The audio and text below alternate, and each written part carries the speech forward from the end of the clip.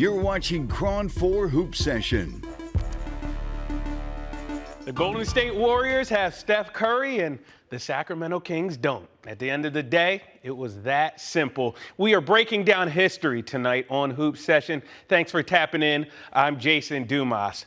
Game 7, the two most exciting words in pro sports. It's when legends are made, or in today's case, legends grow even bigger. On a day where the odds were stacked against them, Steph Curry, as we've seen so many times before, put the Warriors on his back and drug them to the finish line. Let's head out to Sacramento. Steph was just not going to let the Kings end his season. Now let's start off in the beginning. Steph was in his bag. Atmosphere in Mexico City. All right, last week we may have seen the rock bottom of Derek Carr's football career. The Raiders had just lost to the Colts, a team that was just 4-4 and had a brand new coach who literally had no experience ever coaching a football game. I mean, not one game.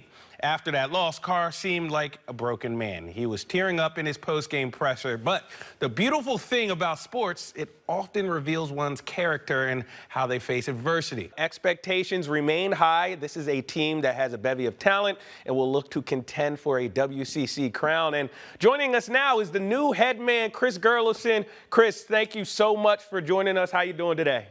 I'm doing great, Jason. Thanks for having me on. Yeah, it would be in the Niners' favor to shut up that Philly crowd early, and it's also next level. That defensive line, 70 sacks this year, led the NFL by a long shot. Like you said, historic stuff. Now, Alan, we've talked about matchups all week long ad nauseum. What is that one matchup that concerns you the most for the 49ers? A few weeks ago, Derek Carr was willing to be publicly vulnerable. He stood at his weekly post-game presser and he cried, real tears. Some people got a few jokes off. I may have been one of them, but make no mistake about it. That took a lot of courage. And guess what? The Raiders haven't lost since. Have South Carolina and Tennessee coming into Maples this year. How special of an environment can those matchups be? Jason, I don't know who did our schedule. It's crazy, but we're very excited. Steve Kerr told me after the game that Dante has been the most steady player on the team this season. Now, I spoke exclusively with Dante this morning. He told me how much last night's game meant to him and how the Dubs can turn it around on the road. So you guys pick up a huge win last night. Chase Center was rocking. It felt like a playoff atmosphere. How much fun is it to play in games like that, especially against the team you played for? I know you got a lot of love for those guys, but I know you also have a lot of pride. Just how much fun was that game last night? I mean, it was awesome. As I said earlier, Steve Kerr will figure it out. He has earned our trust. Steph Curry has been phenomenal this year. So it's just a lot to keep an eye on. And how about the Stanford women? They just keep on winning. I can't wait. USC next week, 1 versus 2 at Maples. It's going to be a showdown. Of course, Cron 4 will be there. We everywhere. Have a good night. And hey, we got another guy out here right now, Steph Curry, doing his pregame warm-ups. Obviously, we know what Steph brings to the table. In the same breath, the core of this team, Draymond, Clay, Steph, Andre Iguodala, Steve Kerr, they're the best road playoff team in NBA history. They've won a road playoff game in an NBA record 27 straight series. So something tonight has got to give. You're the defensive coordinator, and Steve, Clay, Steph, they were all raving about the defensive adjustments that you made throughout the season. They were so in tune with everything going on. What was that adjustment like? It's been a jam-packed night here in the Bay. I'm just hoping Aaron Judge stays in the Bay. Don't let him go back to New York City. I think we should also go with what you said. Pam should wait for him at the airport. No one can tell Pam no. So maybe he will stay here in the Bay and become a San Francisco Giant. Yeah, you and I have learned that lesson the hard way. You're right. They lost by 45 points just 2 days ago, but as you see Steph and company, their focus, of course, we will have reports all night long right here from Chase Center. This season was supposed to be the season of Trey Lance. We were supposed to get a glimpse of the future this year watching this guy under center. Both the teams have taken to court. Here we see Damian Lillard right now. Like I said, fresh off of that 71-point performance, Damian, the Oakland native, he is a legend around these parts. But the Warriors, of course, need a win tonight. Draymond Green will play. He is covering the tournament for CW Sports. Jason, good morning. Live Golf, it's back. Oh, yeah, it's back and better than ever. Look, Live Golf isn't even a year old, and this golf league has the entire golf world buzzing. We have a couple of people, and hey, guess what? I'm joined live with Phil Mickelson right here. Phil was just telling me he's going to have a meeting soon, so we will have to get out of this spot. But, Phil, while I have you here, how do you think this tournament has gone so far? We're heading into the final day, and you're still in contention yourself. We're having a blast. They're struggling in a year where Steph Curry might be playing the best basketball of his career. Draymond Green is also playing really well. When Draymond and Steph play good basketball, the Warriors rarely lose. That's what makes this season so strange. This was the matchup that everybody wanted after a heated Western Conference semifinals last May.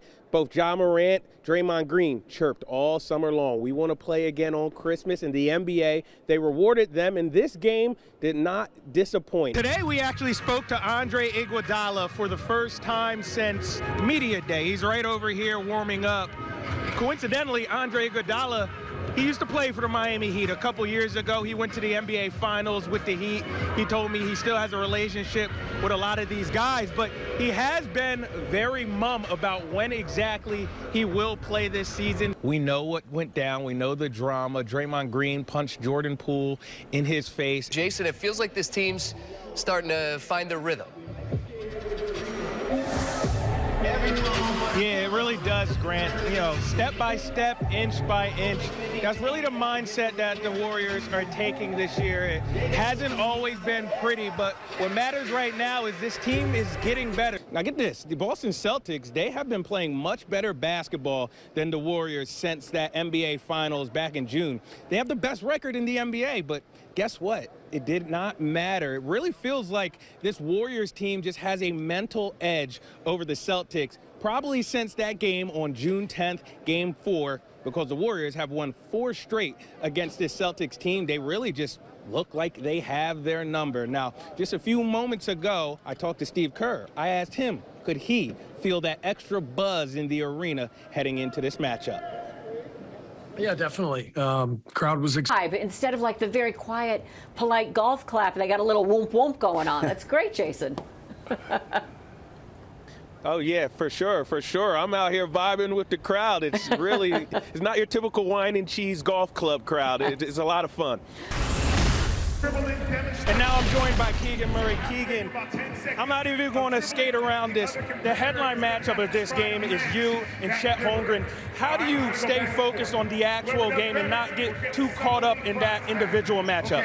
I mean, rankings, numbers don't matter when you step on the court. So I'm joined by Colin Gillespie. Great all-around game, 12, 5, and 4, 7 of those 12 points here in the fourth quarter.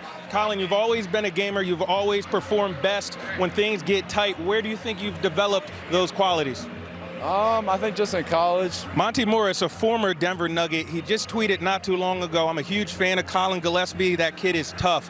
What does it mean to you to hear that from your peers? Yeah, I mean, that means a lot. You know, you grew up in your high school years in Charlotte, and we know your story, 3-star recruit. You're in ACC country. None of them gave you an offer. How ironic is it tomorrow you're going back to ACC country and you're getting your jersey retired over at Davidson? How cool is that? It's pretty special. Steve Kerr had you right near the top of his scouting report last year going to the playoffs. Yeah. I talk to Steph pretty often. He speaks very highly of you. Mm-hmm. What does it mean just to hear your peers have that respect that you're starting to gain from people around the league? Man, I used to, watch them since I was a little kid. All right, now I already told you my golf game is probably beyond fixing, but if you can give me one tip, what would be that one tip to fix my drive? Keep your eyes on the ball. Eyes on the ball. All right, brother. Thank you, man. I just said, I don't really have a dog in the World Series, so I'm like supporting Dusty. Boy, did I get it from our sports director. Jason was like, my colleague, my dear friend, you need to support me. I know, the Philadelphia. So I'm like, oh my goodness. All right, Dusty, I have to step aside with you. I got to support you. And now, Cron 4 Sports, brought to you by Xfinity. The Niners enter tonight's primetime matchup with the Rams, desperately needing a morale boost. Jimmy G played one of his worst games as a Niner last week. It was an embarrassing loss to an inferior Broncos team, and the fan base has become as split as ever. But the good news is, in rolled the Rams, a team that has lost 6 straight regular season games to the Niners. And there he is, the polarizing quarterback of the San Francisco 49ers. Will we get good or bad Jimmy tonight? Guess what? It didn't really matter when you had runs like this. Jeff Wilson Jr., 32 yards to pay dirt. He gives the Niners a 7-3 lead. Now, the 49ers defense has been the best defensive unit in the NFL. It showed up again tonight. Here's 2 sacks by Nick Bosa. He had 2 of the Niners' 7 sacks on the night. Second quarter, it's 7-6 Niners. This has got to be one of the best offensive players in football. Deebo Samuel just snatches it out of the air. He makes 3 guys miss. Check out the block by Brandon Ayuk. That's fun to see. It's 14-6 at the break. Let's go right to the fourth quarter. Niners up by 8, looking to kind of put this one away, make it a 2-possession game, but Robbie Gould, that's not like him. He misses the 42-yard attempt. So the Rams, they're saying, we still have a shot. But on the next possession is that defense again. Talanoa Hufanga, he is growing up before our eyes. He might be the best safety in the game this season. This defense is just so loaded. They're hyped up in Levi Stadium down in Santa Clara. And here is the icing on the cake.